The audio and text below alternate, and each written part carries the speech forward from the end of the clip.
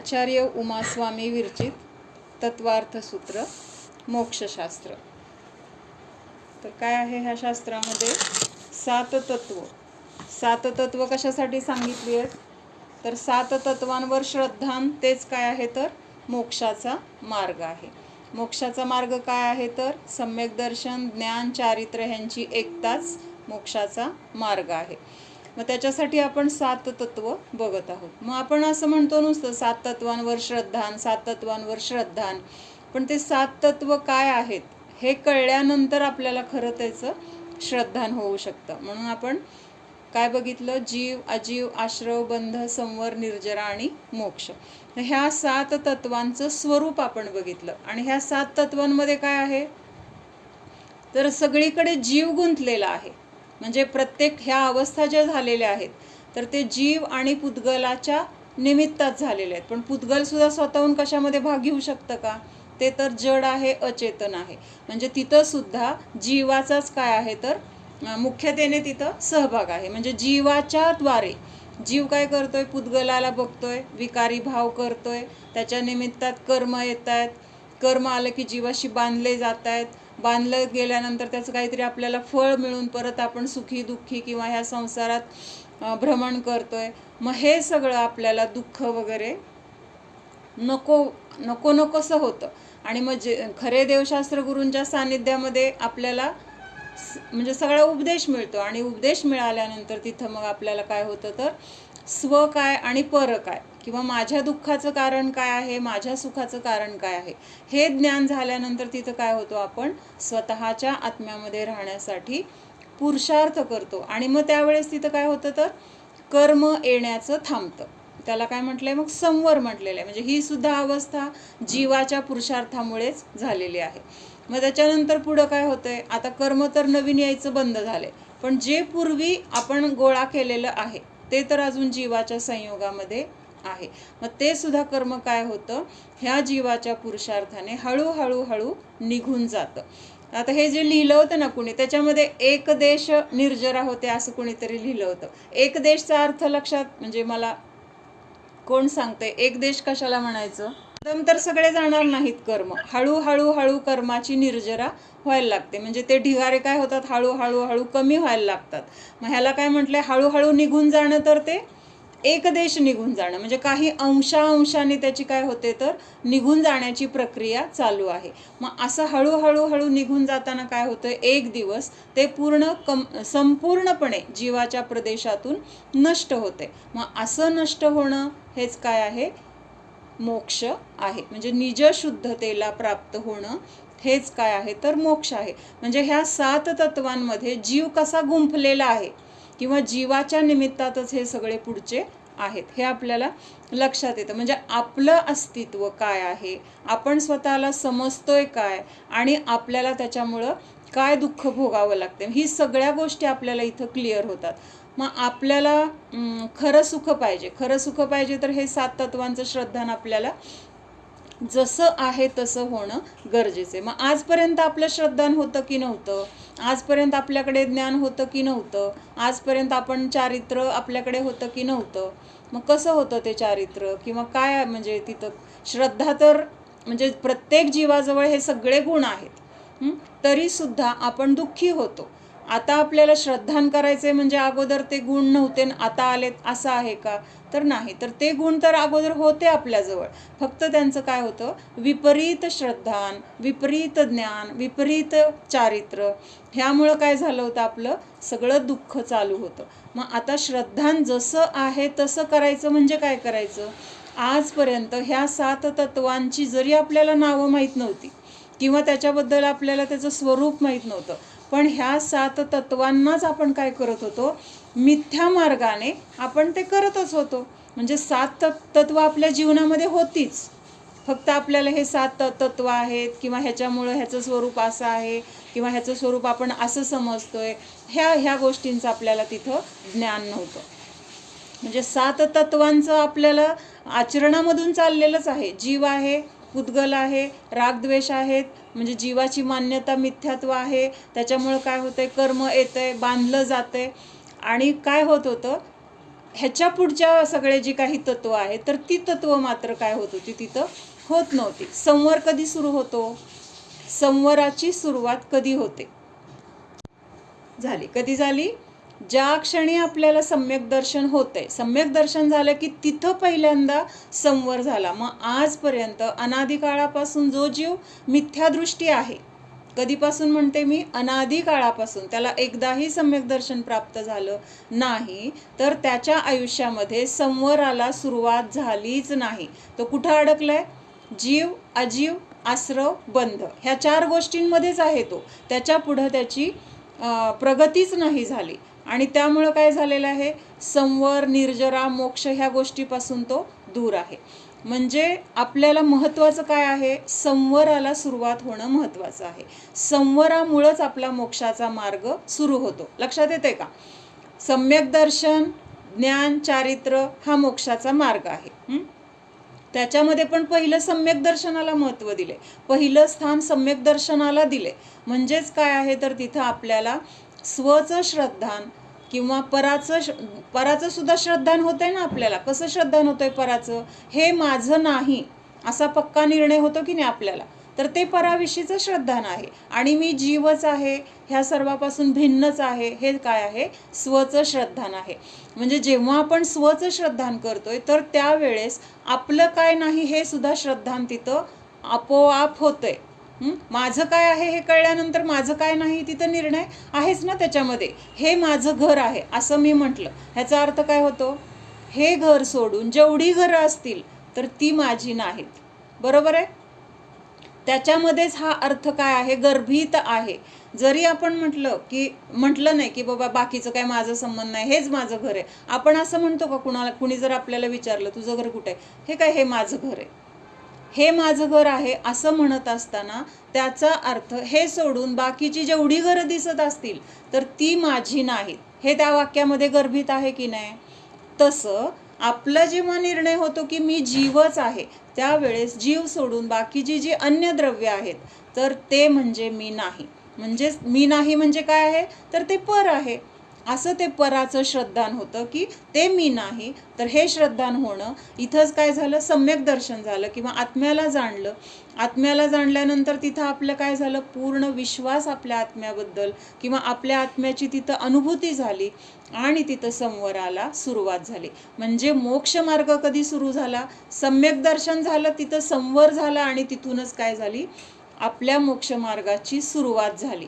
म्हणजे अनादी काळापासून जो मिथ्यादृष्टी आहे तोपर्यंत तो कुठंपर्यंत आहे? बंधापर्यंतच पोहोचलेला आहे. बंधाच्या पुढे त्याची गाडी गेलेलीच नाही. म्हणून जर मोक्षाचा मार्ग सुरू करायचा आहे आपल्याला तर पहिल्यांदा सम्यक दर्शनाची प्राप्ती. सम्यक दर्शनाची प्राप्ती झाली की तिथं काय झालंय? संवराला सुरुवात झालेली आहे. संवराला सुरुवात होती म्हणजे कर्म येण्याचं थांबलं. बरोबर आहे? मग कर्म येण्याचं थांबलं हे आपण बघितलं होतं की बाबा अनंतानुबंधी आणि दर्शन मोहनीय हे कर्म काय होतात तिथं? त्यांचा अभाव असतो आणि त्या अभावामध्ये तिथं काय होतं आहे? नवीन कर्माचं येणं थांबलेलं आहे. कशामुळं? दर्शन मोहनीय कर्म आणि अनंतानुबंधी 4 क्रोधमान मायालोभ हे तिथं काय झालंय? त्यांचा अभाव झालाय आणि त्या अभावामध्ये त्यांच्या निमित्तात येणारं कर्म काय झालेलं आहे? तिथं रोखलं गेलेलं आहे किंवा थांबलेलं आहे. म्हणजे कर्म येण्याचं बंद झालेलं आहे हे ह्या अपेक्षेने म्हटले. मग जेव्हा अनंतानुबंधी आणि हे दर्शन मोहनीय ह्या 5 प्रकृतींचा काय तिथं अभाव झालाय तर त्यावेळेस आपले कर्म प्रकृती किती आहेत? एकूण 148 कर्म प्रकृती आहेत. 148 कुठल्या? तर हे जे ज्ञानावरणादी 8 कर्म आहेत तर त्या प्रत्येक कर्माचे काही भेद आहेत. म्हणजे आता ज्ञानावरण कर्म घेतलं तर त्याचे किती आहेत? 5 आहेत. दर्शनावरणाचे 9 आहेत. असं मोहनीय कर्माचे 28 आहेत. नामकर्माचे 93 आहेत. वेदनीयाचे 2 आहेत. आयुचे 4 आहेत. त्याच्यानंतर गोत्रकर्माचे 2 आहेत. अशी सगळ्यांची जर बेरीज केली तर तिथं आपल्या कर्मप्रकृती किती होतात? 148 म्हटलेलं आहे. मग जेव्हा आपल्याला सम्यक दर्शनाची प्राप्ती होते म्हणजे संवराला सुरुवात होते, म्हणजेच कर्म तिथं यायचं थांबलेलं आहे. तर कुठलं? ह्या 148 पैकी 41 कर्म प्रकृतीचा तिथं काय होतो? बंध थांबतो. कर्म येण्याचं थांबलं. किती? 148 कर्मप्रकृती ज्या आहेत त्याच्यातील 41 कर्मप्रकृती यायचं बंद होतंय. केवढी मोठी गोष्ट आहे. एक सम्यक दर्शनाने केवढं मोठं काम केलंय. 148 मधले 41 तिथंच थांबले गेले. ते कर्म यायचं त्या जीवाची बंद झालेलं आहे. म्हणून सम्यक दर्शन हे काय आहे तर मोक्ष मार्गाचं म्हणजे सगळ्यात मोठं आपलं कर्णधार म्हणा किंवा मुख्य म्हणजे हे सगळं त्याचं महत्त्व आहे. मग त्यापासून काय झालं, संवराची सुरुवात झाली आणि मग नंतर हळूहळू निर्जरा होते एक देश म्हणा आणि एक दिवस काय होतं संपूर्ण कर्म निघून झालं आणि तो काय झाला, जीव जसं आहे तसं त्याच्या ओरिजिनल स्वरूपाला शुद्ध स्वरूपाला प्राप्त झाला. म्हणजेच मोक्षाचं नाव काय म्हटलं होतं त्या दिवशी पहिल्यांदा सांगितलं तेव्हा, मोक्ष कहे निज शुद्धता. मोक्ष कशाला म्हटले, ते मोक्षाचं ठिकाण त्याला मोक्ष नाही म्हटलं. आपल्या स्वरूपाची जशी आहे तशी अवस्था प्रकट होणं, ती शुद्धता प्राप्त होणं. शुद्धता म्हणजे ही जी कर्ममलाची मलिनता आहे, कशायांची असेल, द्रव्य कर्माची असेल किंवा ह्या सगळ्या परिग्रहाची असेल, तर ही सगळी मलिनता तिथं काय होते, नष्ट झाली आणि ती मलिनता नष्ट झाल्यामुळं तो जीव आता शुद्ध स्वरूपाला प्राप्त झालाय. खाणीतून काढलेलं सोनं कसं आहे, अशुद्ध आहे. त्याच्यामध्ये सगळं किट्ट, कालिमा, माती, दगड सगळं मिश्र आहे. मग जेव्हा त्याला 16 ताव दिले जातात, आता ते सोनं कसं आहे, शुद्ध एकदम प्युअर आहे, 24 कॅरेट. मग तसं ह्या जीवाचं स्वरूप काय होतं, जसं आहे तसं शुद्ध प्राप्त होतं. म्हणजे आता हे कशाचे इथं, तिथं सोन्याला तर ते 16 ताव दिले जातात.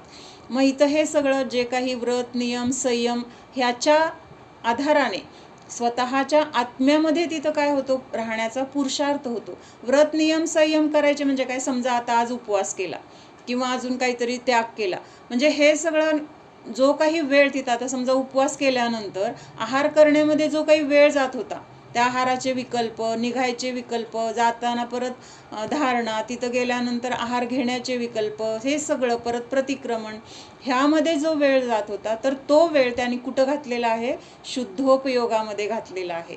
म्हणजे उपवासाने तिथं कर्म निर्जरा झाली असं म्हटलं जातं, पण उपवास केला म्हणून तिथं कर्माची निर्जरा होत नाही. वर्षातही संवर त्याच्यामुळं होत नाही. काय होतंय, तिथं उपवास केला म्हणजे तिथं खाण्यापिण्यामध्ये किंवा आहाराच्या विकल्पामध्ये, आहार केल्यानंतर प्रतिक्रमणामध्ये हा जो वेळ जात होता, तर तो सगळा वेळ आता तो वेळ मिळाला ना, रिकामा वेळ आहे, मग तो वेळ कुठं जाणार, स्वतःच्या आत्म्याला जाणण्यामध्ये जाणार. आणि मग त्या आत्मस्वरूपामध्ये राहिल्यामुळं तिथं काय झालंय, कर्माची निर्जरा झाली.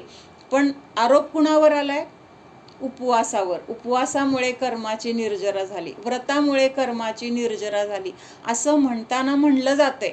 पण त्या व्रताच्या निमित्तामध्ये तो वेळ तिथं आत्म्यासाठी तिथं दिलेला आहे, आत्म्यामध्ये राहण्यासाठी तिथं पुरुषार्थ झालेला आहे आणि तिथं त्या शुद्ध परिणतीच्या द्वारे नवीन कर्म पण आले नाहीत आणि जे पूर्वी होते तर त्याची तिथं काय होते, गुणित प्रमाणामध्ये निर्जरा होते. म्हणून तिथं म्हटलं जाईल की उपवासामुळं, व्रतामुळं निर्जरा झाली. पण ते म्हणत असताना आपल्याला त्याच्या मागचा हा भाव लक्षात आला पाहिजे. समजते मला काय म्हणायचंय, उपवासावर आरोप आला असं म्हटलं, लक्षात येते का, आरोप आला म्हणजे काय झालं, त्यांनी केलं असं म्हणलेलं असतं. आरोप म्हणजे की त्यांनी ते केलेलं नसतं पण त्याला आपण ते केलं म्हणून तिथं काय करतो, शिक्कामोर्तब करतो, मग त्याला आरोप म्हटलेलं आहे. जर एखादं काम कुणी केलेलं असेल तर त्याला तिथं आरोप केलं म्हणणार का, स्वयंपाक मी केला आहे आणि मग मी स्वयंपाक केला असा व्यवहाराने चाललंय बरं का, स्वयंपाक केला असा आरोप म्हणणार का, नाही, केलंच आहे ना प्रत्यक्षात. तसं तिथं उपचाराने तिथं त्याला म्हटलेलं आहे, पण तिथं खरं पुरुषार्थ कुठं झालाय, जीवाचं जीवामध्ये राहणं, हा तिथं खरा पुरुषार्थ झालेला आहे. म्हणून संवरापासून आपल्या मोक्षमार्गाची सुरुवात होते. आणि संवर कधी होतो, सम्यक दर्शनाची प्राप्ती झाली की संवर होतो. आणि आता भाव आणि द्रव्य सगळ्यांना समजलंय. द्रव्य आश्रव कशाला म्हणायचं, भाव आश्रव कशाला म्हणायचं, किंवा भाव संवर काय आहे, भाव म्हणजे द्रव्य संवर काय आहे, भाव निर्जरा, द्रव्य निर्जरा, भाव मोक्ष, द्रव्य मोक्ष, हे पक्क झालंय सगळ्यांना. आपल्या जीवाचे परिणाम घ्यायचं. आणि द्रव्य म्हणजे तिथं मग ते कुठलंही द्रव्य असेल, आता इथं पुद्गल द्रव्य, कर्म आहे, कर्मद्रव्य आहे, तर ते द्रव्यामध्ये येणार. तृप्ती लिहिलं. ह्या 7 तत्वांमध्ये आपल्याला हे लावायचंय की उपादेय हेय आणि ज्ञेय, किंवा उपादेय, ज्ञेय आणि हेय. आता पहिल्यांदा ह्या 3 शब्दांचा अर्थ सांगा मला. लक्षात आले का? उपादेय म्हणजे ग्रहण करण्यायोग्य, जे आपल्याला पाहिजे ग्रहण करणं. कशासाठी ग्रहण करतो? आपल्याला ती गरज असते त्याची, म्हणजे जे आपल्यासाठी महत्त्वाचं आहे ते आपण काय करतो? ग्रहण करतो. मग उपादेय कशाला म्हटलंय? जे ग्रहण करतो ते उपादेय. आता ज्ञेय कशाला म्हटलंय? फक्त जाणणे जाणणे जाणणे. काय आहे जाणण्यासारखं? तर जे काही आपल्या संयोगामध्ये आहे तर ते काय आहे? फक्त जाणण्यायोग्य आहे. जाणण्यायोग्य आहे म्हणजे काय? ज्ञेय आहे. मग जीवासाठी काय काय ज्ञेय आहे? काय आहे? जाणणं हा जीवाचा स्वभाव आहे. मग जीव कोणाकोणाला जाणतोय? परद्रव्याला तर जाणतो, पण स्वतःला सुद्धा तो जाणतो. म्हणून आपण म्हणतो ना, स्व आणि परप्रकाशक आहे. म्हणजे स्वतःला दिवा काय करतो? दिवा सगळं जे काही आजूबाजूला आहे ते पण प्रकाशित करतो, आणि दिवाचं अस्तित्व पण आपल्याला दिसतं की नाही? लाईट लावली मग आपल्याला ट्यूब पेटलेली दिसते की नाही? आणि त्या ट्यूबच्या प्रकाशामध्ये बाकी सगळं पण आपल्याला दिसते. म्हणजे स्व आणि परप्रकाशक आहे. मग हे स्व परप्रकाशी हा जो गुण आहे तर तो जीवामध्ये आहे. आणि मग जीव काय करतोय? जसं पराला जाणतोय तसं स्वतःला पण जाणू शकतो. म्हणजे हे झालं ज्ञेय. आता हेय म्हणजे काय? तर सोडण्यायोग्य. का सोडायचंय? हेय म्हणजे कशासाठी सोडायचंय? तर त्यामुळं आपल्याला काय आहे? तर दुःख आहे, किंवा आपल्याला त्याच्यामुळं त्रास आहे. म्हणून तिथं त्या गोष्टी ज्या आपल्याला त्रासदायक आहेत तर त्या गोष्टींना सोडणं गरजेचं आहे. मग हे सोडणं म्हणजे काय आहे? तर हेय. हेय म्हणजे काय? त्याच्यामुळं आपल्याला दुःख आहे, त्रास आहे, त्या गोष्टी मला नको आहेत, तर त्याला काय म्हटलेलं आहे? हेय. मग आता ह्या 7 तत्वांमध्ये मला तुम्ही सांगणार आहात, उपादेय काय आहे, ज्ञेय काय आहे आणि हेय काय आहे? संवर आणि निर्जरा, मोक्ष. तर आता तुझा आवाज येत नाही का? आपल्याला हे पाहिजे की माझ्यासाठी महत्त्वाचं काय आहे, माझ्यासाठी गरजेचं काय आहे. तर पहिल्यांदा तर काय आहे? सगळ्यात उपादेय महत्त्वाचं, म्हणजे उपादेयमध्ये आपण आता जी तत्व बघतोय ना, तर त्या तत्वांमध्ये पण सगळ्यात उपादेय काय आहे? तर माझा जीव माझ्यासाठी सगळ्यात उपादेय आहे. आणि ह्या जीवासाठी मग हे संवर, निर्जरा आणि मोक्ष हे काय आहेत? तर त्या जीवासाठी ते उपादेय म्हटलेलं आहे. पण त्याच्यामध्ये थोडा फरक येणार आहे. आता संवर आणि निर्जरा हे कसे आहेत? तर काही काळापुरतं त्या जीवाला लागणार आहेत. आता सिद्ध भगवंतांना संवर निर्जराची काही गरज आहे का? सिद्ध भगवान झाले, सिद्ध अवस्थेला प्राप्त झाले. आता त्यांनी कशाचा संवर करायचा आहे किंवा कशाची त्यांना निर्जरा करायची आहे? गरजच राहिली नाही आहे ह्या तत्वांची त्यांना. म्हणून तिथं काय आहे? तर संवर आणि निर्जरेला काय म्हटलेलं आहे? एकदेश उपादेय म्हटलंय, किंवा कथंचित उपादेय म्हटलंय. म्हणजे कधीपर्यंत गरज आहे ह्या 2 तत्वांची? जोपर्यंत ह्या जीवाच्या म्हणजे जीवाला जोपर्यंत सम्यक दर्शन प्राप्त होत नाही तोपर्यंत तिथं काय आहे? तर संवराला उपादेय म्हटलेलं आहे. मग त्याच्यानंतर निर्जरा जोपर्यंत संपूर्णपणे होत नाही तोपर्यंत तिथं निर्जरेला पण काय म्हटलेलं आहे? उपादेय म्हटले. पण कथंचित किंवा एकदेश का म्हटलंय? कारण एकदा पूर्ण कर्माची निर्जरा झाल्यानंतर तिथं काय आहे? संवर आणि निर्जरेची काही गरजच राहत नाही. म्हणून तिथं म्हटलेलं आहे कथंचित किंवा एकदेश उपादेय. आणि जीव कसा आहे? तर संपूर्ण उपादेय. म्हणजे संसारी अवस्थेत असलं तरी आपलं स्वरूप आपल्याला प्राप्त करायचंय, उपादेयच आहे. नंतर सगळं कर्म नष्ट झालं तरी आपला जीव आपल्यासाठी उपादेय आहे. कारण आपला जीव आपल्यासाठी सुखाला कारण आहे, किंवा सगळं सुख आपलं कुठं आहे? आपल्यामध्येच आहे. म्हणून हा जीव कसा आहे? म्हणजे सर्वथा किंवा सदैव कसा आहे? तर जीव उपादेय आहे. संवर आणि निर्जराला काही अंशाने तिथं उपादेय म्हटलेलं आहे. लक्षात येतंय? संवर हे जोपर्यंत आपला मोक्ष मार्ग प्रकटच होत नाही, सम्यक दर्शनाची प्राप्ती होत नाही, तेव्हा आपल्याला तिथं संवराची गरज आहे. संवर प्रकट करणं, संवराला तिथं आपल्या अस्तित्वात आणणं हे काय आहे? तेव्हा गरजेचं आहे. त्याच्यानंतर कर्म येण्याचं संवरमुळं थांबलं, पण आधी आलेलं कर्म निघून जाण्यासाठी किंवा त्यांना नष्ट करण्यासाठी तिथं निर्जरेची पण गरज आहे. म्हणजे गरज आहे म्हणजे आपल्यासाठी ते दोन तत्व महत्त्वाचे आहेत की नाही, म्हणून त्यांना आपण उपादेय तर म्हटले, उपादेयमध्ये त्यांना घेतले. पण उपादेय म्हणत असताना ते काय आहेत तर काही काळापुरतेच आपल्याला गरजेचे आहेत. एकदा आपलं काम झाल्यानंतर परत हे संवर आणि निर्जरा आपल्याला काहीच कामाचे नाही आहेत. एकदा सिद्ध अवस्था प्राप्त झाली, सिद्ध अवस्था प्राप्त झाली म्हणजे काय झालं, सगळे कर्म नष्ट झाले. नवीन यायचा तर विषय राहिला नाही, पण जे पूर्वीचे होते ते सुद्धा सगळे पूर्ण नष्ट झालेत. जीव आता शुद्ध स्वरूपाला प्राप्त झालाय. मग तिथं संवर आणि निर्जरेचं काम राहिलंय का?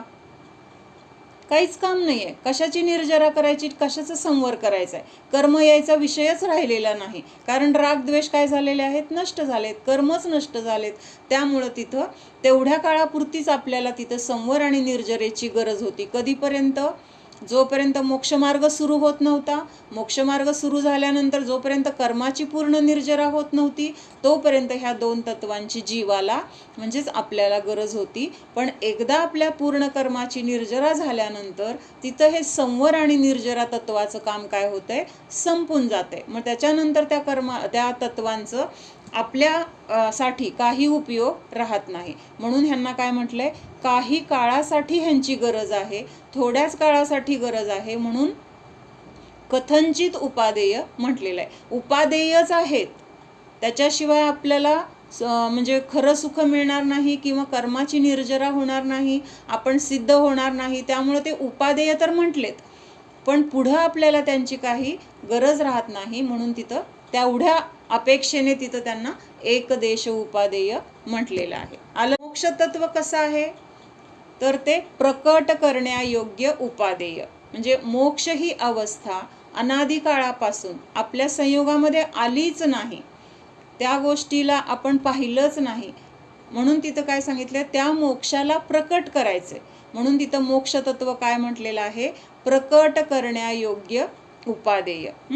लक्षात येते का? म्हणजे त्या अवस्थेला पोहोचायचे जाऊन आपल्याला, ती अवस्था प्राप्त करायची, त्यालाच काय म्हटलंय, प्रकट करण्यायोग्य उपादेय.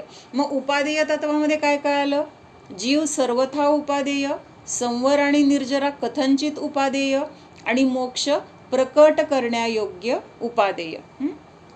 सर्वथा उपादेय म्हणजे सर्वथा म्हणजे अनादी काळापासून आणि अनंत काळापर्यंत आपल्याला आपल्या जीवाशी प्रयोजन आहे. आपला जीवच आपल्यासाठी सुखाचं सगळ्यात मोठं साधन आहे. ज्ञान स्वरूपी आपणच आहोत. त्यामुळं आपल्यासाठी आपला जीव सदैव सर्वथा पूर्णपणे उपादेय आहे. म्हणजे आत्ता गरज आहे आणि परत त्याची गरज लागणार नाही असं होणार आहे का? अजिबात नाही. अनंत काळासाठी आपलं सुख आपल्याला आपल्या जीवामुळेच मिळणार आहे. त्यामुळं जीव माझ्यासाठी कसा आहे, सदैव किंवा सर्वथा पूर्णपणे उपादेय आहे. की जे जाणण्यायोग्य आहे. मग जाणण्यायोग्य तत्व कुठलं आहे, म्हणजे आपण तर आहोतच, ते उपादेयामध्ये पण येईल आणि जाणण्यायोग्य जीव आहेच, प्रश्नच नाही, जाणतोय स्वतःला. पण ह्याच्याबरोबर बाकीच्या तत्वांमध्ये अजून कुठलं ज्ञेय तत्व आहे? बरोबर आहे, मोक्ष. नाही नाही नाही नाही, त्याच्यात आपण तसं तर आपल्याला ह्याच्यावर श्रद्धान स्वरूप वगैरे हे सगळं बघतोय आपण, पण त्यातल्या त्यात परत आपल्यासाठी महत्त्वाचं कुठलं आहे, किती महत्त्वाचं आहे, किंवा आपल्यासाठी त्रासदायक काय आहे, हे सगळं त्याच्यामध्ये आपण बघतोय. म्हणजे जर आपल्याला हे समजलं तर आपण त्याच्यापासून दूर होण्याचा प्रयत्न करणार आहे. मग उपादेय काय झालं तर आत्मा, ज्ञेय म्हणजे जाणण्यायोग्य, म्हणजे जीव ज्ञेय पण आहे आणि जीवाबरोबर आपल्या संयोगामध्ये जी ही बाकीचे अजीव तत्व जी आहेत तर ती अजीव तत्व फक्त जाणण्यायोग्य आहेत. जाणण्यायोग्य का म्हटलंय त्यांना? जाणण्यायोग्य म्हणजे फक्त जाणायचे, त्याच्याबद्दल राग द्वेष इष्ट अनिष्ट भाव मोह ह्या गोष्टी तिथं करायची गरज नाही. कळलं का? आपण तेच करतोय. पुद्गल जे आपल्या संयोगामध्ये आहे तर त्याच्याबद्दल आपण राग तरी करतोय किंवा द्वेष तरी करतोय, ह्या दोन गोष्टी सोडून आपण दुसरं काही करत नाही. म्हणजे फक्त जाणायला पाहिजे, पण आपण त्या जाणण्यामध्ये हे राग द्वेष मिसळतोय. जाणतोय आपण, पण कसं जाणतोय, हे माझं आहे, हे माझं नाही आहे किंवा हे माझ्यासाठी गरजेचं आहे, हे मला मिळालं तर मला बरं वाटतंय, नाही मिळालं म्हणून मला त्रास होतोय, असं आपण काय करतोय तिथं इष्ट किंवा अनिष्ट भाव करून आपण तिथं जाणतोय. म्हणून त्याला जाणणं म्हणायचं नाही, मग तिथं ते रागद्वेष झाले. मग ज्ञेय म्हणजे काय तर फक्त जाणणे. फक्त जाणणे म्हणजे रागद्वेषाने रहित जाणणे, ज्ञाता द्रष्टा राहून जाणणे, हे काय आहे तर फक्त ज्ञेय म्हटलेलं आहे. आणि ज्ञेय तत्व मग जीव तर आहेच, पण आपल्यासाठी आत्ता जीवाला जाणल्यामुळं तिथं आपल्याला काही त्रास नाही आहे, उलट जीवाला जाणल्यामुळं आपलं सुख किंवा तिथं सम्यक दर्शन आहे. आपल्याला जाणायचे मुख्यतेने काय तर परद्रव्याला, तिथं आपले इष्ट अनिष्ट भाव होतात, तिथं आपल्याला राग द्वेष होत आहेत, त्याच्याबद्दल आपल्याला मोह ममता आहे, एकत्व ममत्व बुद्धी आहे. मग हे आपल्याला पहिल्यांदा काय करायचे, डोक्यातून काढायचे की बाबा ह्याच्याशी आपल्याला एकत्व ममत्व नाही करायचं, हे फक्त जाणण्यायोग्य आहे. कारण ही 7 तत्व तेवढ्यासाठी आपण बघतोय. उपादेय काय आहे, ज्ञेय काय आहे आणि हेय काय आहे. मग ज्ञेय काय आहे तर हे सगळं पुद्गल 5ही द्रव्य आहेत, पण बाकीचे सगळे अमूर्तिक आहेत आपल्याला, आणि त्यांच्याबद्दल काही रागद्वेष पण होत नाही. आकाश द्रव्य, कालद्रव्य, धर्म अधर्म, ह्याच्याबद्दल आपल्याला काही इष्टानिष्ट भाव आहेत का, काही संबंध नाही. आपल्याला इष्टानिष्ट भाव होतो तो ह्या पुद्गलाला बघून किंवा आपल्या संयोगामध्ये जो काही परिग्रह आहे तर त्या परिग्रहाला बघून आपल्याला इष्ट किंवा अनिष्ट भाव होतो. मग हे इष्ट अनिष्ट भाव करतोय ना, ती आपली चूक आहे. आणि ते भाव केल्यामुळं आपण कर्माला बोलवतोय, त्यामुळं कर्म येत आहेत, त्यामुळं आश्रव होतोय. म्हणून आपल्याला जर हा आश्रव नको आहे किंवा ह्याला जर रोकायचंय तर तिथं काय केलं पाहिजे, जे माझ्या संयोगात आहे तर ते फक्त जाणण्यायोग्य आहे. त्याच्याबद्दल ना मला राग करायचा आहे ना त्याच्याबद्दल मला द्वेष करायचा आहे. म्हणून जीव आणि अजीव हे 2 तत्व कशात येणार आहेत, ज्ञेयमध्ये येणार आहेत, फक्त जाणण्यायोग्य. त्याच्यामध्ये राग द्वेष करायची गरज नाही, तो जीवाचा स्वभाव नाही. पण आपण तिथं ते करायला जातोय आणि आपण स्वतःलाच काय करतोय, गोत्यात आणतोय किंवा आपणच स्वतः आपल्या जाळ्यात आपल्याला अडकून घेतोय. असं ते. म्हणून जाणण्यायोग्य कशासाठी समजून घ्यायचंय, हे जाणणंच आपलं अनादिकाळापासून काय झालेलं आहे, चुकले. फक्त जाणायचं सोडून आपण त्याच्यामध्ये रागद्वेष करत आलोय. म्हणजे प्रत्येक जन्मामध्ये आपण रागद्वेष रागद्वेष, आपण खरंच एक दिवस असा विचार करून जर आपण 2 रकाने करायचे किंवा 3 करायचे, इष्टभाव अनिष्टभाव आणि ज्ञाताद्रष्टा, किंवा राग द्वेष आणि शुद्ध, जिथं राग नाही द्वेष नाही, असे 3 रकाने करायचे. आणि उठल्यापासून जेवढे आठवतील आपल्या मनामध्ये आलेले विचार तर त्या रकान्यामध्ये लिहायचं. म्हणजे आपल्याला लक्षात येईल की एक तर इष्टभाव तरी केलाय किंवा अनिष्ट भाव तरी केलाय, तिथं शुद्ध भावाला जागाच नसते. आणि मग हे राग किंवा द्वेष केलेले भाव काय करतायत, आपल्याला कर्म बांधून देत आहेत. दुसरं काय, कर्माचं येणं आणि जीवाशी बांधलं जाणं.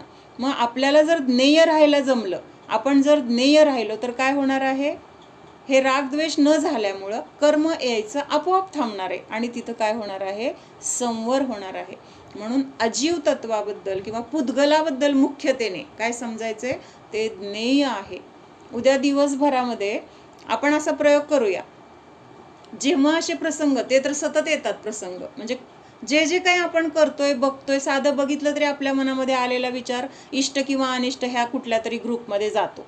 मग आपण असं ठरवूया की 5 वेळा आपण उद्या दिवसभरात न्यायक राहायचं किंवा फक्त ते ज्ञेय आहे, मी त्याला जाणणार आहे असं समजायचंय.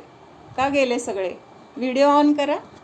तर काय बघत होतो आपण, जीव काय करतोय, पुद्गलाकडे बघून इष्ट किंवा अनिष्ट भाव करतोय आणि ते काय होतंय, मग ज्ञेयपणा तिथं राहत नाही. मग आपल्याला ज्ञेय राहायचंय म्हणजे उद्या 5 वेळा दिवसभरातून समोर आलेली वस्तू माझ्यासाठी ही इष्ट पण नाही अनिष्ट पण नाही, फक्त मी ह्याला जाणत आहे, असं 5 वेळा तरी आपण करूया उद्यासाठी हा प्रयोग. त्याच्यानंतर आता राहिलं कुठलं, हेय तत्व कुठलं आहे तर जे माझ्यासाठी त्रासदायक आहे, जे मला दुःख देतं.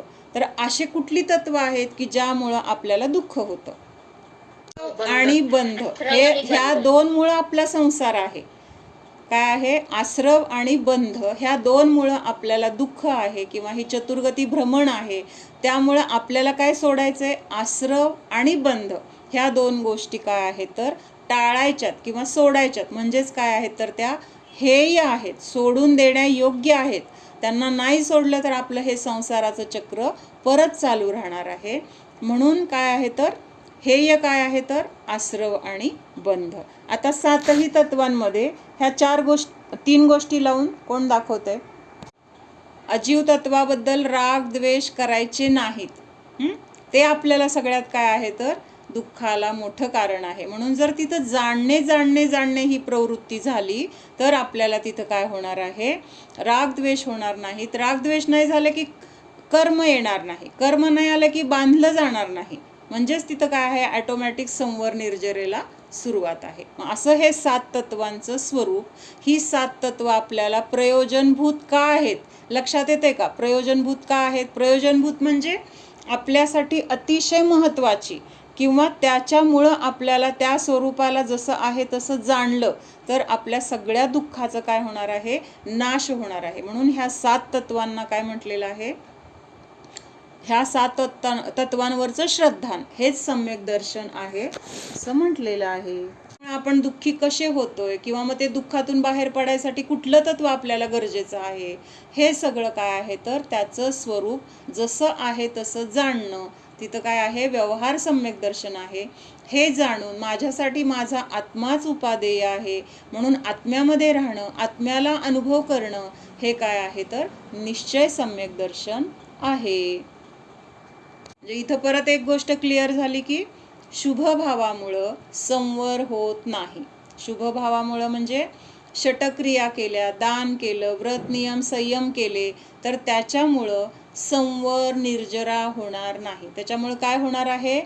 शुभ कर्माचा बंध पडणार आहे. शुभ बांधलं जाईल, पुण्य बांधलं जाईल, पण त्याच्यामुळं निर्जरा होणार नाही. आणि कर्म हे काय आहे? शेवटी आपल्याला संसारामध्ये अडकवण्यासाठी कारणीभूत आहे. अनादिकाळापासूनच्या जीवाने काय केलेलं आहे? ह्या 7 तत्वां म्हणजे आश्रवपर्यंतच, आश्रव आणि बंध इथंपर्यंतच त्या जीवाने काय केलेलं आहे? त्याच्या पुढे तो गेलेला नाही. म्हणजे सतत राग द्वेष करायचे, कर्म बांधायचे आणि त्याच्यामध्येच परत ते फेडत दुःख भोगत राहायचं. म्हणजेच काय आहे? ह्या 7 तत्वांबद्दल आपली विपरीत मान्यता आहे, होती. म्हणजे होती किंवा आहे, म्हणून मग काय होतं? ह्या संसाराचं चक्र चालू राहते. मग ह्या 7 तत्वांना जसंच्या तसं जाणायचं म्हणजे काय करायचंय तर त्याच्याबद्दल जी काही विपरीत मान्यता होती तर ती विपरीत मान्यता नष्ट झाली पाहिजे. किंवा ती विपरीत मान्यता म्हणजे काय आहे? ह्या 7 तत्वांबद्दलची भूल म्हटलं जातं. ह्या 7 तत्वांना आपण जसं आहे तसं जाणत नाहीये. म्हणजेच काय आहे? तिथं त्याच्याबद्दलची आपल्या मनामध्ये भूल आहे किंवा चूक आहे असं म्हटलं जातं. मग आता ह्याच्यामध्ये प्रत्येक तत्वाची काय आपल्यामध्ये आपण चूक काय केली होती त्याला समजून घेण्यामध्ये, तर ते थोडंसं आपण बघूया. मला काय म्हणायचं लक्षात येते का? म्हणजे जसं आहे तसं जाणायचं म्हणजे काय? आजपर्यंत आपण त्याच्या उलटं जाणत होतो. तत्व तर आपण करत होतो, श्रद्धान आहे आपल्यामध्ये, ज्ञान आहे, चारित्र्य आहे, किंवा राग द्वेष करतोय, कर्म येतंय, बांधलं जातंय, परत आपण त्याचं दुःख, त्याचं फळ भोगतोय, हे सगळं आपल्याला लक्षात येतंय. मग त्याच्या मागं आपलं काय होतं? चुकत काय होतं तर त्याच्याबद्दलची विपरीत मान्यता हेच काय होतं? ह्या सगळ्या दुःखाचं कारण होतं. मग ही आपली मान्यता काय चुकीची आहे हे पण आपल्याला कळलं पाहिजे. तत्वांचं स्वरूप असं आहे, बरोबर आहे, हे कळलं. मग काय चुकत होतो आपण तर ते थोडंसं बघूया. आता जीवतत्वाबद्दलची काय भूल असणार आहे, किंवा जीवतत्वाबद्दलची आपली चुकीची मान्यता काय आहे? सोपं आहे. म्हणजे आपण हे खूप वेळा बघितलेलं आहे. शरीराच्या धरून करणं. म्हणजे जीव असताना आपण काय करतोय? शरीरामध्ये जीव मानतोय, किंवा शरीर म्हणजे जीव मानतोय. ही जीवाची विपरीत मान्यता. बरोबर. आता अजीवाची काय विपरीत मान्यता आहे? अजीवाबद्दल म्हणजे त्याच्यामधून मला सुख मिळतंय, किंवा आता हे जीव आहे, शरीराला आधी काय म्हटलं? शरीराला जीव म्हटलं, आणि जीवाला तिथं शरीर मानतोय. म्हणजे त्यातल्या त्यात परत जे आहे ते एकमेकाला दुसरं मानतोय असं. म्हणजे ही पण मान्यता होते. आणि अजून काय तर त्याच्या मधून मला सुख मिळतंय. मी जेवल्यानंतर मला सुख मिळते, माझ्या आवडीच्या वस्तू मिळाल्या तर मला तिथं काय होते, सुख वाटते. टी व्ही बघायला मिळाला, मोबाईल पाहिजे तसा मिळाला, किंवा अजून कपडे पाहिजे तसे मिळाले, भरपूर पैसे मिळाले, मला सगळ्या मनासारखे सगळेजण ऐकतात, माझं मुलं सगळी माझ्या मनासारखं करतात, ह्या सगळ्या गोष्टींमधून आपण काय करतोय तर भूल करतोय, किंवा ही आपली काय आहे तर विपरीत मान्यता आहे. तिथं आपण सुखाची कल्पना करतोय किंवा परद्रव्यामध्ये दुःखाची कल्पना करतोय. तर हीच काय आहे तर अजीव तत्वाची विपरीत मान्यता आहे. त्याच्यानंतर तिसरं आहे आश्रव तत्वाची विपरीत मान्यता किंवा भूल. परफेक्ट सांग ना, काय म्हणायचंय आपण आश्रवाला. हा, आश्रव म्हणजे कर्म येणे. हा, मग पाप आणि पुण्यातनं दोन्ही पण कर्म येते, पण आपण दोन्हीला पण जे पापात नाही येतं ते वाईट असं समजून घेतो, आणि जे चांगल्यात नाही येतं, पुण्यात नाही येतं ते चांगलं म्हणून समजून घेतो. ते चुकीची धारणा. म्हणजे सोनं आणि लोखंड हे दोन्ही पण आपल्याला पेढेच झाले. बरोबर. हा, म्हणजे आश्रव काय करते, आपल्याला इथं संसारामध्ये अडकून ठेवते, किंवा ते संसाराला चतुर्गती भ्रमणालाच कारण आहे. पण आपण तिथं शुभ आश्रव जो होतोय तर त्या शुभ आश्रवाला आपण चांगलं मानतोय. त्याला चांगलं मानतोय म्हणजे कशाला चांगलं मानतोय, बंधनाला चांगलं मानतोय, किंवा ह्या संसाराला चांगलं मानतोय, चार गतीला चांगलं मानतोय, त्याच्या निमित्तात मिळणाऱ्या शरीराला चांगलं मानतोय. कळते का? मग ही चूक असल्यामुळं काय होतंय तर तिथं ते परत परत आपल्याला मिळत जातात त्या गोष्टी. ज्या गोष्टी आपल्याला आवडतात तर त्याच गोष्टी आपल्याला, मग आपण प्रयत्न केला जातो त्या गोष्टी मिळवण्याचा. मग प्रयत्न केला की त्या गोष्टी आपल्या संयोगामध्ये येत राहतात. म्हणजे आश्रव हे कसे आहेत, सर्वथा हेय आहेत. म्हणजे पूर्णपणे ते काय आहेत तर सोडून देण्यायोग्यच आहेत, किंवा दुःखालाच कारण आहेत. म्हणून तिथं काय केलं पाहिजे, त्यांना सोडून देण्यासाठीच प्रयत्न असला पाहिजे. सुख म्हणजे पुण्य आश्रव माझ्यासाठी चांगला आहे, किंवा त्याच्यामुळं मला सुख मिळेल, 5 इंद्रियांचे भोग मिळतील, मला सुंदर शरीर मिळेल, मला चांगलं पद मिळेल, असे जर आपले भाव असले तर ती काय आहे, आश्रव तत्वाची विपरीत मान्यता आहे. संवर तत्वाची विपरीत मान्यता कोण सांगतंय?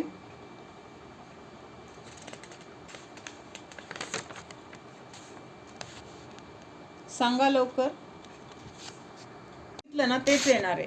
कारण ज्या गोष्टीला आपण आता म्हणलं ना, कर्म पुण्यकर्म आलं तर माझ्यासाठी चांगलं आहे, मग ते पुण्यकर्म बांधलं तर आता मला इथून पुढं काय होणार आहे, सुख मिळणार आहे, पुढच्या जन्मी मला सगळं भरपूर वैभव मिळणार आहे, मला स्वर्गाचं सुख मिळणार आहे. असं म्हणजे जे आश्रव तत्वाची विपरीत मान्यता आहे तीच बंध तत्वाची पण विपरीत मान्यता आहे. कारण आश्रव म्हणजे कर्म येते आणि बांधलं जाते. म्हणजे जे आलेलं आहे किंवा ज्या परिणामाच्या द्वारे कर्म आलेलं आहे त्या परिणामाला पण चांगलं मानतोय, ते आलेलं पुण्यकर्माला पण चांगलं मानतोय, ते आपल्या संयोगामध्ये राहिलं त्याला पण चांगलं मानतोय. आता दान दिलं, मी दान दिलं, आता मला पुढच्या जन्मी भरपूर पैसा मिळणार. म्हणजेच दान दिलेल्या क्रियेला तिथं काय मानलंय, शुभ म्हणून चांगलं मानलंय. त्याच्यामुळे मला पुढच्या जन्मी काहीतरी चांगलं होणार आहे, हे त्याच्यामध्ये काय आहे तर भाव आहे. त्याच्यामुळं मी सुखी होणार आहे अशी चुकीची मान्यता आहे. बाहेरून भरपूर पैसा किंवा अनुकूलता आली तर आपल्याला सुख मिळणार आहे का? सुख कुठं आहे? त्या पैशामध्ये आहे का? त्या सगळ्या वैभवामध्ये आहे का? सुख त्याच्यामध्ये नाहीच आहे. आपण त्याच्याकडे तसं बघतोय म्हणून आपल्याला ते तसं वाटते की ह्याच्यामुळं मी सुखी, अशी आपली मान्यता चुकीची आहे. आणि ही मान्यताच काय आहे तर विपरीत म्हटली गेली, किंवा तीच आपली त्या तत्वाची भूल म्हटली गेली. म्हणजे आश्रव तत्वाची जी भूल आहे तीच बंध तत्वाची पण आहे. मग त्या संवर तत्वाची काय आहे भूल? करणे आणि पूजा व्रत आदीने आपल्याला पुण्य मिळतं, आणि म्हणजे आपण निर्जरा होते, हे महत्वाचं असं वाटतं. हे त्यामुळे ते संवर ह्याची भूल आहे ही. हा, बरोबर. म्हणजे संवरामुळे काय होतंय, नाही एक मिनिट. त्याच्यामुळं संवर होतो, व्रत नियम संयम ह्याच्यामुळं संवर होतो असं मानलं जातं. किंवा त्याच्यामुळं काय होतंय तर माझं कर्म येण्याचं थांबतंय. कशामुळं? मी उपवास केला, मी दान केलं, मी काय केलं, अजून तीर्थयात्रा केल्या, किंवा एवढं विधान केलं, एवढ्या लोकांना जीव घातलं, म्हणजे तिथं काय झालं, माझ्या कर्माचं तिथं काय झालं, कर्म येण्याचं थांबलं असं मानतोय. मग अशा क्रियाने कर्म येण्याचं थांबणार आहे का शुभ क्रियाने? कर्म तर येणारच आहे, फक्त तिथं शुभ येणार आहे, अशुभ नाही तर शुभ येणार आहे. आणि त्याच्यामध्ये आपण जर अशी मान्यता असेल तर ती सुद्धा काय आहे, त्याची पुण्याच्या आश्रवाची तीव्रता तिथं कमी होते. कारण मान्यता कशी आहे, विपरीत आहे, त्याच्यामुळं मला संवर होणार आहे अशी जर मान्यता असेल तर तिथं त्याची तीव्रता पण त्या पुण्याची कशी होते, कमी होते. मग संवर तत्वाची मान्यता काय आहे, शुभ क्रियांच्या द्वारे कर्म येण्याचं थांबते असं जर मानत असेल तर ती संवर तत्वाची भूल आहे. निर्जरा तत्वाची भूल, षटक्रिया पण येतात का? हा, सगळ्या शुभमध्ये सगळ्या षटक्रिया येणार, व्रत नियम संयम येणार, किंवा अजून तीर्थयात्रा वगैरे येणार, हे सगळं येणार त्याच्यामध्ये. 4 प्रकारचे दान येणार. मग ह्या सगळ्या शुभ क्रियांच्या द्वारे कर्माची निर्जरा होते असं मानणं हे काय आहे, निर्जरा तत्वाची भूल आहे. निर्जरा कशामुळे होणार आहे, आपल्याला मोक्ष मार्गामध्ये उपयोगी असलेली निर्जरा. निर्जरा पण 2 प्रकारच्या आहेत, एक अविपाक निर्जरा आणि एक सविपाक निर्जरा. अविपाक निर्जरा म्हणजे काय, पहिलं कर्म उदयाला येतंय आणि पहिलं कर्म उदयाला येऊन फळ देऊन ते निघून जात असताना त्या उदयामध्ये आपण राग द्वेष करतोय आणि नवीन कर्म तिथं काय करतोय, बांधून ठेवतोय. म्हणजे तिथं निर्जरा झाली का. 1 लाख रुपयाचं कर्ज होतं, ते 1 लाख रुपये द्यायचा तो मागायला माणूस आला, मग आपण काय केलं, दुसऱ्याकडून 1 लाख रुपये घेतले आणि त्याला दिले. मग आपलं कर्ज संपलं का, एकाचं संपलं, तो म्हणेल आता माझं काही कर्ज नाही, पण दुसऱ्याचं चालू झालं ना, दुसऱ्याकडून घेतलं तो काय म्हणणार, हो माझं देणं आहे म्हणणार की नाही. तसं पहिलं कर्म संपवलं, त्या संपवण्यामध्ये राग द्वेष केले आणि नवीन कर्म बांधलं, तर तिथं काय झालं, ती निर्जरा मोक्ष मार्गामध्ये उपयोगी नाही, म्हणून त्याला म्हटले अविपाक निर्जरा.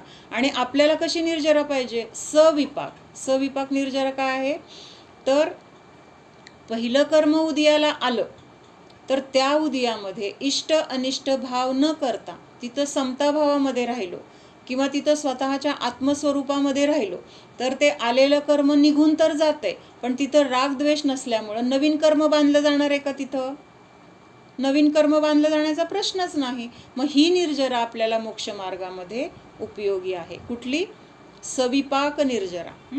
अविपाक निर्जरा काय करते, तर पुढचं कर्म बांधते आणि तिथं नवीन अजून काय होतंय, आपला संसार चालू राहतो. मग ह्या निर्जरेचा काही उपयोग नाही आहे. म्हणजे ती एक दोरी सुटती एकीकडून आणि दुसरीकडून ती गुंडाळली जाते, इकडून सुटलं आणि इकडून बांधलं गेलं, त्यामुळं तिथं ते काही, त्या सुटका तिथं नाही आहे. त्यामुळं तिथं आपल्याला मोक्ष मार्गामध्ये जी निर्जरा गरजेची आहे तर ती निर्जरा आत्मस्वरूपामध्ये राहण्यानी होते. आणि आपण जर असं मानलं की शुभक्रियांच्या द्वारे निर्जरा होते किंवा शुभक्रियांच्या द्वारे माझं सगळं कर्म नष्ट होणार आहे, मग मी भरपूर उपवास करणार, भरपूर उपवास केले की काय होणार आहे, माझं कर्म नष्ट होणार आहे. पण नुसतं उपवास केला, आत्मस्वरूपाला जाणलं नाही, तर तिथं तो उपवास निर्जरेसाठी कारण नाही. आणि मोक्ष तत्वाचं पण हेच येणार आहे, विपरीतता. काय येणार आहे की ह्याच शुभक्रियांच्या द्वारे मला मोक्ष होणार आहे किंवा मला मोक्षासाठी व्रत उपवास करणं, दान धर्म करणं हे गरजेचं आहे, तिथं मला मोक्षाची प्राप्ती होईल असं मानणं. किंवा बाहेरून जरी आता हे महाव्रत वगैरे धारण केलं तरी त्या व्रताचं नीट पालन केल्यानंतर माझं मोक्ष होणार आहे, अशा मान्यता काय आहेत, तर ह्या विपरीत मान्यता म्हटल्या जातात. तर हे 7 तत्वांबद्दल आपली ही काय होती, आजपर्यंतची भूल होती. अनादी काळापासून आपण हेच करत आलोय. त्या पुद्गलामध्ये स्वतःचं अस्तित्व मानलं, स्वतःला पुद्गल मानलं, त्याच्यामधून मला सुख मिळतंय असं मानलं. सगळ्यात मूळ चूक हितं आहे आणि ह्याच्यामुळं बाकीचा सगळा संसार आपला गोळा झालेला आहे. म्हणून असं हे 7 तत्वांची ही विपरीत मान्यता नष्ट करून जसं आहे तसं 7 तत्वांचं स्वरूप आपण लक्षात घेतलं तर तिथं काय होणार आहे, आपला मोक्षमार्ग प्रशस्त होणार आहे, मोक्षमार्गाला सुरुवात होणार आहे, संवराला सुरुवात होणार आहे. 41 कर्म प्रकृतींचा तिथं बंध व्हायचं थांबणार आहे. म्हणून पहिल्या सगळ्यात महत्त्वाचं काय आहे, तर स्वतःचं आणि पराचं जे काही अस्तित्व आहे किंवा हे 7 तत्वांचं जे स्वरूप आहे जसंच्या तसं जाणणं गरजेचं आहे. 48 मधल्या काही अशुभ प्रकृती आहेत, तर त्या अशुभ प्रकृतींचा बंध तिथं होत नाही. आता सम्यक दर्शन झाल्यानंतर तो जीव तिर्यंच गती, नरक गती जातो. नरक गतीचा बंध करतो का? नाही करत. किंवा म्हणजे स्त्री पर्यायामध्ये जात नाही. एकेंद्रियापासून संज्ञी पंचेंद्रियापर्यंत तो जन्मत नाही. म्हणजे तो जन्मणार तर देवगतीतच जाणार किंवा पंचेंद्रिय होणार. मग हे जे काही आहेत ना, एकेंद्रिय, 2 इंद्रिय, 3 इंद्रिय, मग हे सगळे ते जाती वगैरे हे सगळं तिथं कर्म बांधलं जात नाही. किंवा अशुभ अजून कुठले आहेत तर नीच गोत्रामध्ये जन्म होणार नाही, असा त्याचा बंध होणार नाही किंवा कमी प्रमाणात होणार. म्हणजे असं आता त्या सगळ्या प्रकृती आपण अगोदर जेव्हा समजून घेणार ना, कुठल्या कर्माच्या कुठल्या प्रकृती, त्यामुळे आपल्याला ह्या गोष्टी कळणार. सुस्वर, दुस्वर, मग तिथं सुस्वरचा बंध होणार, दुस्वरचा होणार नाही. असं कर्म प्रकृतींमध्ये ढवळाढवळ आपण करू शकत नाही किंवा करायची गरज पण नाही. ते परद्रव्य आहे. आपल्याला कुठं प्रयत्न करायचे? आपल्या स्वतःमध्ये राहण्यासाठी प्रयत्न केले की आपोआप तिथं त्या कर्मामध्ये हालचाल होती. त्यांच्यामध्ये काय होतंय, तिथं पळापळ सुरू होती आणि ह्या 41 प्रकृतींचा आपोआप तिथं बंध थांबतोय. म्हणजे सविपाक ना.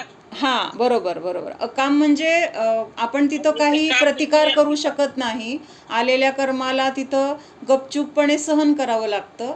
ते आहे अकाम निर्जरा. म्हणजे तिथं प्रतिकार न करता नाविलाज म्हणून मुनी कसं करतात की तिथं म्हणजे प्रयत्न करायची त्यांना गरज वाटत नाही. आहे त्या प्रतिकूलतेमध्ये ते स्वतःमध्ये स्थिर राहण्याचा ते प्रयत्न करतात. पण आता हे एकेंद्रियापासून हे जे काही तिर्यंच गतीमधले जीव आहेत, तर त्यांना तहान लागली, भूक लागली, काही दुखतंय, काही रोग झाला, तर ते काय करू शकतात का त्याच्यासाठी? काहीच नाही आहे. ते दुःख फक्त आतल्यात सहन करतात. मग त्यांची जी ही निर्जरा आहे तर ती अकाम निर्जरा आहे आणि त्यालाच बहुतेक सविपाक म्हटलेलं आहे. बरोबर आहे. आणि मग ही सकाम निर्जरा म्हणजे ही पण मोक्षाला कारणीभूत आहे. सकाम आणि अविपाक हे सेम आहे. बरोबर. ते मगाशी सांगताना जरासं ते फरक माझ्या ते जरा होतं, जमलिंग होतं माझ्याकडनं. जाणा हा मी शुद्ध जीव आहे, जाणणारा आहे, मात्र जाणत आहे. जाणणे सोडून मी अन्य काहीही करणारा नाहीच. जाणा हा मी शुद्ध जीवद्रव्यच आहे.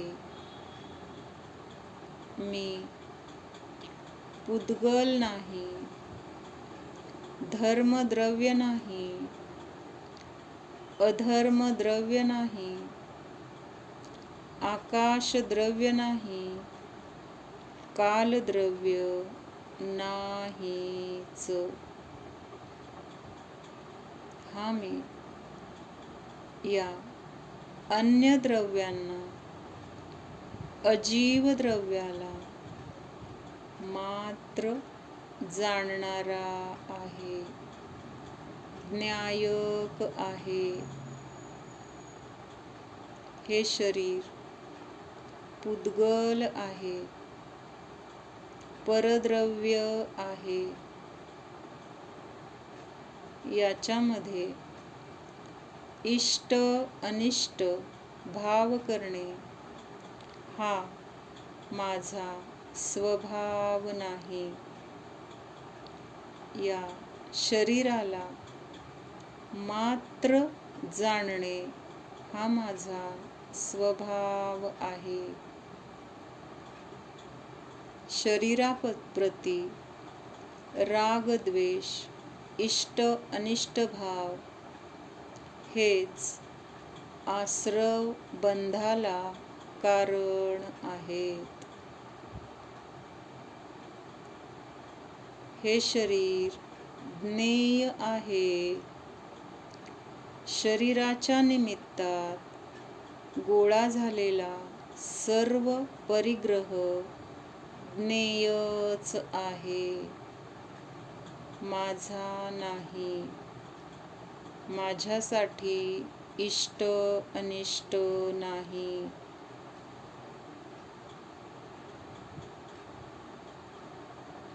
मात्र जाणणे जाणणेच माझे काम आहे.